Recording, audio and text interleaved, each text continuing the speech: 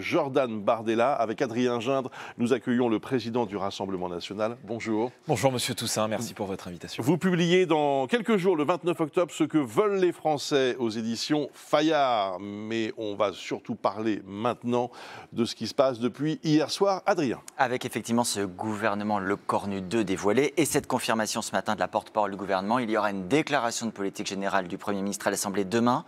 Vous souhaitez déjà sa chute sans même lui laisser la moindre chance ? Monsieur Lecornu est un des macronistes les plus fidèles. Par conséquent, je crois qu'ils ont eu très largement leur chance depuis 2017. Et le moins que l'on puisse dire, c'est qu'ils ont considérablement abîmé notre pays. Ce gouvernement est un jeu de chaises musicales qui ne changera strictement rien sur le fond. Les Français ont le sentiment ce matin qu'on a un petit peu fait les fonds de tiroir. Même un Laurent Nunez à l'intérieur ne trouve pas grâce à vos yeux, préfet de police de Paris. Le problème, d'abord, je ne vais pas individuellement commenter le choix des uns et des autres. Ces nouveaux ministres sont très certainement individuellement respectables, mais voyez bien qu'il y a un problème de cohérence. Les Républicains ont dit on ne va pas au gouvernement, puis finalement ils vont au gouvernement. Horizon, le parti d'Édouard Philippe, dit qu'il faut une présidentielle anticipée, puis finalement ils envoient des ministres au gouvernement. On nous dit qu'il n'y aura pas de candidat à l'élection présidentielle et on retrouve M. Darmanin qui n'arrive plus à partir au ministère de la Justice. Donc vous voyez bien que cette nouvelle équipe a un seul objectif, c'est de sauver Emmanuel Macron et de permettre à son camp, évidemment politiquement, et de permettre à son camp, coûte que coûte, de se maintenir au pouvoir. Je continue de dire ce matin que tout cela n'est pas sérieux. C'est aussi le sentiment, je crois, qu'expriment beaucoup de Français ce matin qui découvrent les informations et qui ont vu ce gouvernement. Et nous déposerons dans les prochaines heures une motion de censure parce que, encore une fois, les Français attendent aujourd'hui une rupture politique. Et l'ambition que je porte avec Marine Le Pen et Éric Ciotti, c'est celle de donner une majorité à la France, non seulement pour ramener de la stabilité dans le pays, mais aussi évidemment pour remettre la France sur le chemin de l'ordre et de la prospérité. Vous allez déposer une motion de censure au nom du RN, le RN va le faire. Hier, quand le député Jean-Philippe Tanguy disait « si Sébastien Lecornu reprend certaines mesures du RN, on peut voir », ça c'est oublié. Il y aura dans tous les cas le dépôt et le vote d'une motion de censure par le RN. Absolument, parce que les Français sont en train de se faire balader. Et on voit bien que tout ce qui est mis en œuvre depuis maintenant plusieurs jours dans les coulisses de Matignon avec un certain nombre de formations politiques qui participent du sauvetage politique d'Emmanuel Macron, donc pour seul objectif d'empêcher les idées que je représente ce matin et d'empêcher le Rassemblement national d'accéder au pouvoir par l'intermédiaire d'une dissolution de l'Assemblée nationale. Donc je crois que tout cela n'est pas sérieux. Y compris donc, Jordan Bardella, le vote d'une motion de censure qui serait déposée par la gauche. Vous savez, moi je ne suis pas sectaire. Ce qui compte, c'est l'intérêt du pays, c'est l'intérêt de la France. Or, je crois que l'intérêt de la France aujourd'hui, c'est de faire en sorte qu'Emmanuel Macron soit stoppé dans ses dérives, dans les dérives dans lesquelles il est en train de plonger le pays depuis maintenant 2017. Et par conséquent, nous voterons effectivement une motion de censure, même si elle émane d'un autre camp politique, d'une autre formation politique. Nous l'avons fait par le passé. Je n'ai aucune difficulté avec cela parce qu'encore une fois, l'intérêt, c'est celui des Français, c'est celui de mon pays. Et quand on voit le mal qu'a fait Emmanuel Macron au pouvoir d'achat, à l'insécurité ou à l'immigration, qui est aujourd'hui hors de contrôle dans notre pays, eh bien je crois qu'il faut le stopper. La porte-parole du gouvernement déclare ce matin, la censure, c'est l'autoroute vers la dissolution. Vous dites que vous assumez et que c'est ce que vous souhaitez au fond ? Mais moi, je note une dérive démocratique extrêmement grave de la part des gens qui nous gouvernent depuis 8 ans et qui considèrent que dans une période de crise, revenir devant les Français consisterait à accroître le chaos. Je crois à l'inverse que revenir devant les Français est une solution. Rien de viable, rien de stable, rien de pérenne ne peut émerger dans cette situation où il n'y a pas de majorité à l'Assemblée nationale et où Emmanuel Macron cherche à confisquer, à garder le pouvoir coûte que coûte. Alors je le rappelle qu'il a perdu les élections européennes, qu'il a perdu les élections législatives. Nous, évidemment, nous travaillons, nous préparons l'alternance parce que, encore une fois, il y a des défis très importants qui se posent au pays. Je parlais du pouvoir d'achat. Il y a aussi la situation économique, la vie de nos chefs d'entreprise qui ont besoin de lisibilité, de clarté et de stabilité. Et me semble qu'il n'y a qu'une majorité solide à l'Assemblée nationale qui peut permettre de retrouver cette stabilité. Vous avez toujours dit, Marine Le Pen, les députés du RN, que vous votiez ce qui allait dans le bon sens quand ça allait dans le bon sens. Si, grâce au Parti socialiste, le gouvernement fait la suspension de la réforme des retraites, est-ce que ce n'est pas une mesure qui va dans le bon sens ? Mais vous vous rendez compte, monsieur Gindre, du cynisme dans lequel on se trouve aujourd'hui ? C'est-à-dire qu'on a un gouvernement de la part de qui ? de la part de M. Macron et de ses amis et de la part du Parti socialiste qui magouille depuis plusieurs jours dans les couloirs de Matignon pour essayer de se faire acheter et ne pas voter la censure dans quelques jours. Vous doutez de la détermination du PS à agir pour les Français qui veulent la suspension des je retraites? pense qu'une partie des socialistes dans notre pays sont prêts à se corrompre et sont prêts en tout cas à se faire acheter, je ne sais pas pourquoi, d'ailleurs peut-être pour quelques subventions aux élections municipales, pour ne pas censurer jeudi. Donc, se corrompre, c'est assez fort. C'est la différence peut-être d'ailleurs avec la France Insoumise qui a toujours été extrêmement claire, même si ce sont des adversaires politiques à l'égard du gouvernement. On voit qu'il y a une ambiguïté du Parti socialiste, sans doute de peur de se retrouver mangé par la France Insoumise dans le cadre d'une dissolution si demain il devait y avoir des élections.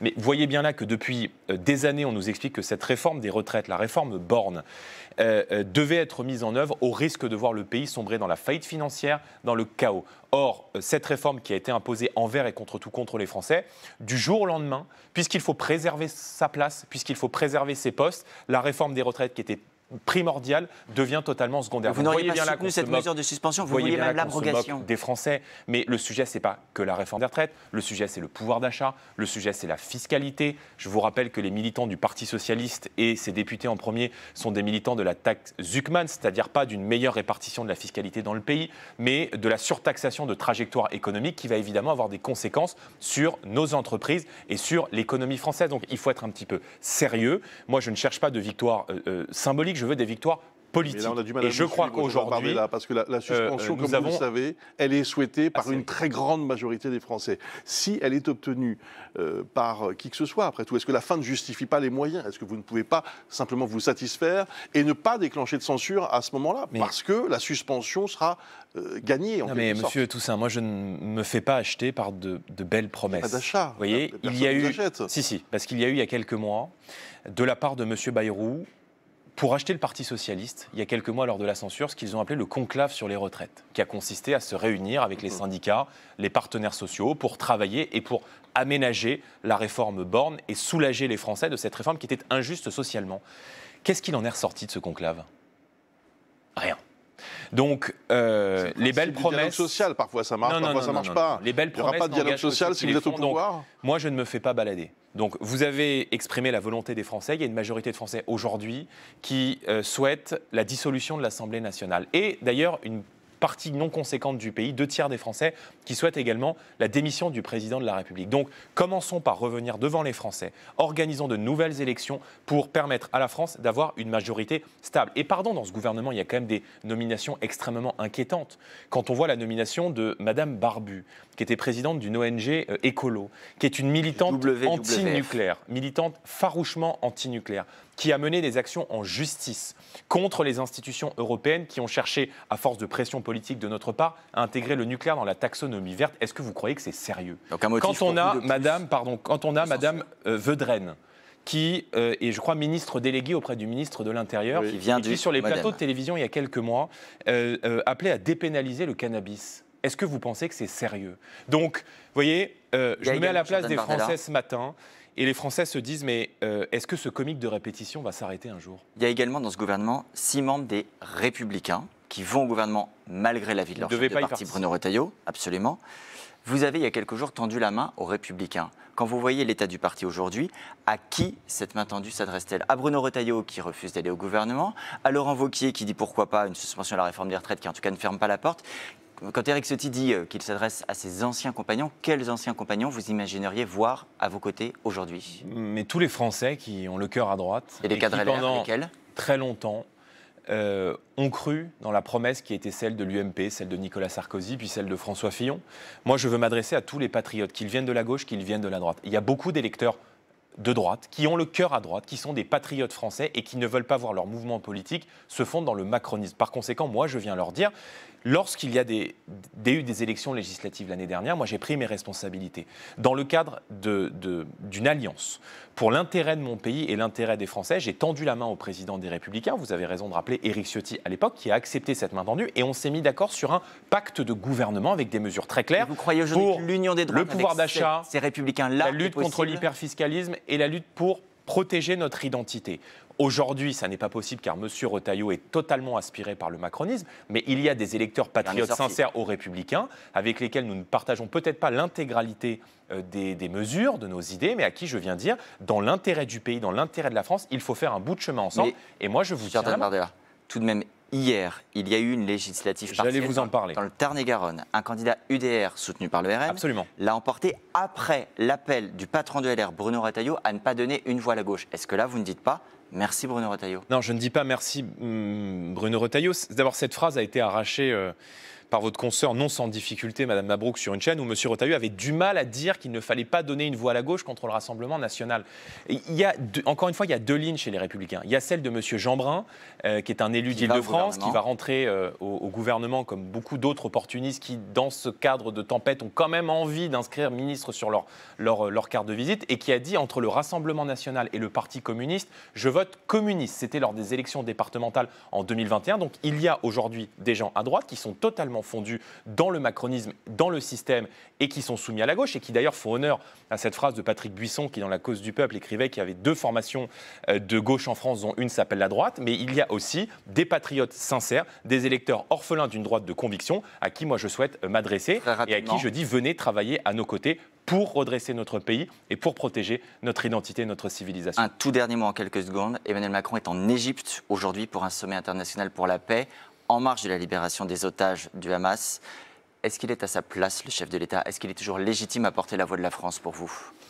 Il a énormément abîmé la voix de la France. Un président de la République française sera toujours légitime à porter la voix singulière de la France, mais je note que le président Macron l'a profondément abîmé, que nous avons disparu de nos zones d'influence historiques. Et permettez-moi de souligner que lorsque le président américain Donald Trump, qui a beaucoup œuvré pour cet accord de paix, remercie des pays qui ont joué un rôle clé dans la négociation, il remercie l'Égypte, il remercie la Turquie, il remercie un certain nombre de pays comme le Qatar qui ont œuvrer à la désescalade, mais il omet sciemment et peut-être légitimement de remercier la France, parce qu'encore une fois, la voix de la France n'est plus entendue, et le temps que nous perdons aujourd'hui sur la situation intérieure, c'est aussi de la crédibilité pour notre pays qui se perd, et en cela, notre vocation est aussi de renouer avec la voix singulière de la France qui a été la sienne sous le général de Gaulle. Merci beaucoup, Jordan Bardella, merci d'avoir réservé votre première réaction. Donc, ce matin, à TF1, vous annoncez que vous déposerez une motion de censure contre le nouveau gouvernement de Sébastien Lecornu. Merci, Adrien.